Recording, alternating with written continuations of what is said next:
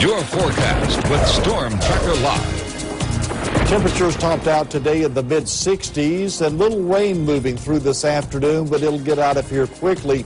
Big concern early tomorrow morning is some fog that could develop as we head toward daylight. Warming up to the low 70s tomorrow afternoon. In fact, around 4 o'clock, 72 should be the temperature. Now, coming up in just a few minutes, we'll pinpoint that rainfall and look toward the weekend with a check of Storm Tracker Live. WDHN News at 6 begins right now.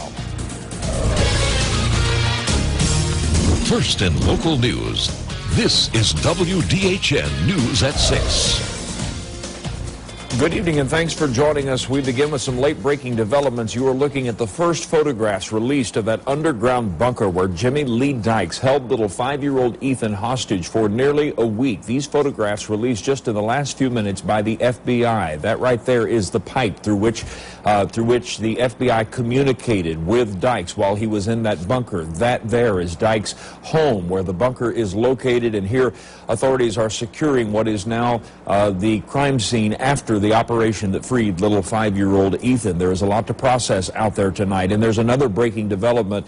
ABC News has confirmed that 2 IEDs were found on Dykes' property, one of them inside Jimmy Lee Dykes' bunker.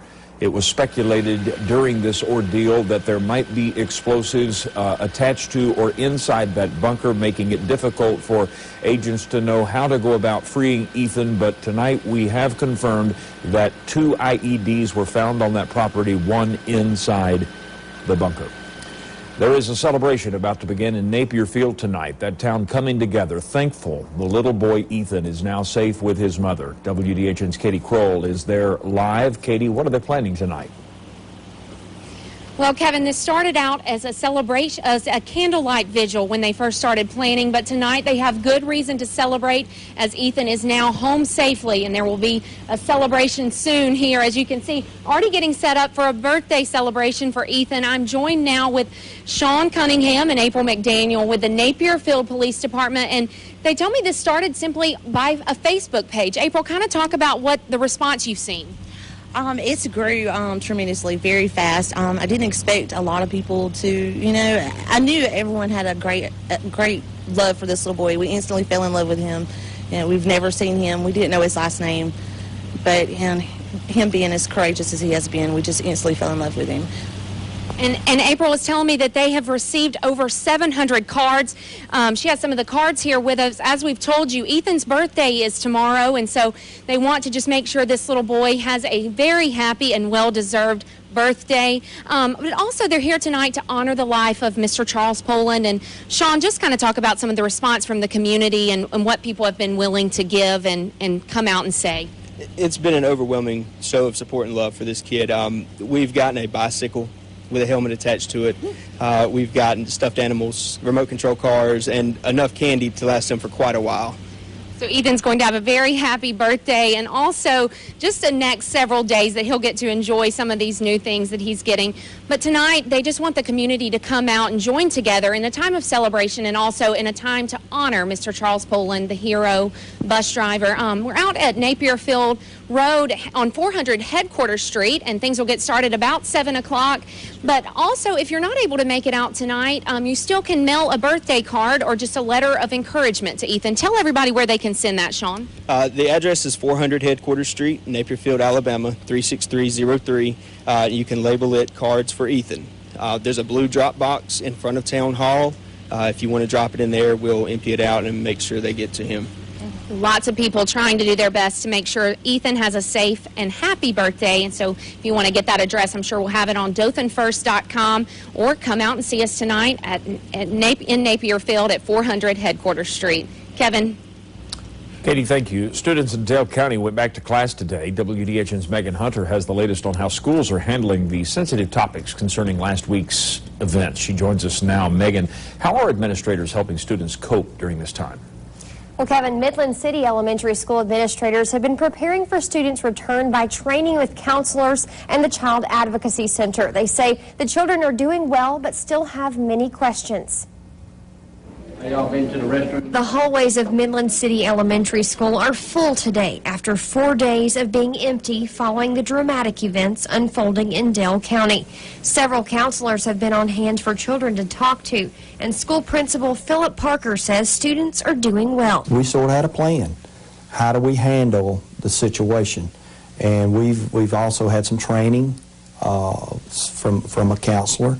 So we're just like I said, we're just going to take it minute by minute, day by day. School counselors say the best therapy is returning to a normal school schedule, but with visible reminders like these ribbons hung around the school, children will still have questions, and parents and teachers should be prepared to answer them. They need to go with their instinct as a mom and as a dad. You know, what types of things do you want your little kids to know? There are some things that little children don't need to know, but they need to reassure them that they're as safe as they can make them. And soon, little Ethan, the boy held hostage for a week, will return to school. Tabitha Burgess, a counselor at Midland City Elementary, says she and the other administrators at the school will be on hand to make sure his transition is a smooth one. We're not going to question him to death. We're not going to pull him out and make him feel different and awkward. You know, he'll return to a normal schedule like every other child, and which he'll love. And we'll just have our eyes on him, and we'll see, you know, we'll be looking for those unusual behaviors. As for the rest of the students, both Principal Parker and Counselor Burgess say things will eventually return to normal. And until that time, they'll be working with the Child Advocacy Center to offer counseling services to children with questions or needs. And Kevin, as you may know, Ethan's birthday is tomorrow. Several classrooms at Midland City Elementary were hard at work today on birthday cards for the soon-to-be 6-year-old. Those will be given to him tomorrow. And we certainly wish him a very happy birthday. Megan, thank you very much. A week after the school bus tragedy, students returned back to school as they try to begin the healing process and celebrate Ethan's safe return. Our team coverage continues with WDHN's Katie Crowell, who spoke with Dale County Superintendent Donnie Bynum today about the next step. He gave the ultimate sacrifice for those students on his bus. And his last child is now home. A day to honor a hero and celebrate the safe homecoming of a child. Dale County Superintendent Donnie Bynum says students were eager to return back to school today in hopes of moving on from the tragic events that have unfolded throughout the past week. Very upbeat. They were very looking forward to coming back to school, to go through this process, to let not only to communicate with each other, but to be there with their teachers and to let this healing process begin. With counselors and ministers on hand, the school system is making all efforts to ensure students have the resources they need to cope. They are also providing a refreshing way to move on, yet never forgetting the ultimate sacrifice paid by Mr. Charles Poland. The world will see that he was a true hero. We have retired that bus number. We've taken that bus off the route. We will never use it again in Dale County.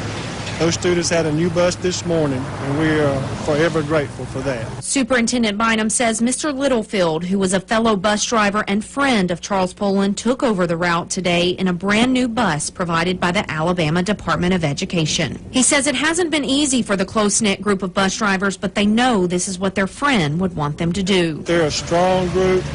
They came back this morning. They've worked together. They've smiled when those children have gotten on the bus. They've greeted them. We've had nothing but positives from this. Superintendent Bynum says in the next several weeks they will sit down with local and state agencies to review safety plans in hopes of preventing another tragedy. But for now, it's time to focus on healing. In Dale County, Katie Crowell, WDHN News. In the coming weeks, the Dale County school system plans to hold a ceremony to honor the memory of Charles Poland and to celebrate Ethan's homecoming. It will most likely be held at the Dale County Football Stadium. We are for the first time hearing from the man from the mother of little Ethan. She wants to remain nameless and out of media view, but today she did release a statement through law enforcement saying, "For the first time in almost a week, I woke up this morning to the most beautiful sight, my sweet boy. I can't describe how incredible it is to hold him again." She thanks numerous law enforcement agencies who rescued Ethan along with others who supported their family through the ordeal. And then she asks the media to respect their privacy and to allow the family time to heal, time to put this nightmare behind us, time to move forward, end quote. We heard more today from the man at the forefront of this entire operation, Dale County Sheriff Wally Olson. The sheriff talked with WDHN about what this 6-day ordeal was like for him. He said it was the hardest thing he's ever faced. And yesterday, when the bunker was raided, Olson revealed he was not with the agents who went in to get Ethan, but he was watching and praying for Ethan. I was not actually with them, but I was there where I could monitor everything, and I can just tell you this. I spent a lot of time praying for that little boy. Olson refused to release many details about the raid, citing an ongoing investigation and sensitive information that could jeopardize future rescue operations. Turning to other headlines, 3 men are wanted after robbing a student on Troy University's campus last night. According to the university's chief of police, 3 black males indicated they were armed and then robbed a student outside of a dorm room. When caught, they'll be charged with robbery in the first degree. Police say they're looking for 3 black men, all around 20 years of age. They don't believe the men are students. If you have any information that could help solve the crime, you can call the secret witness line at 670-5814. Coming up next, the 2013 Alabama legislative session began today. Their agenda after the break.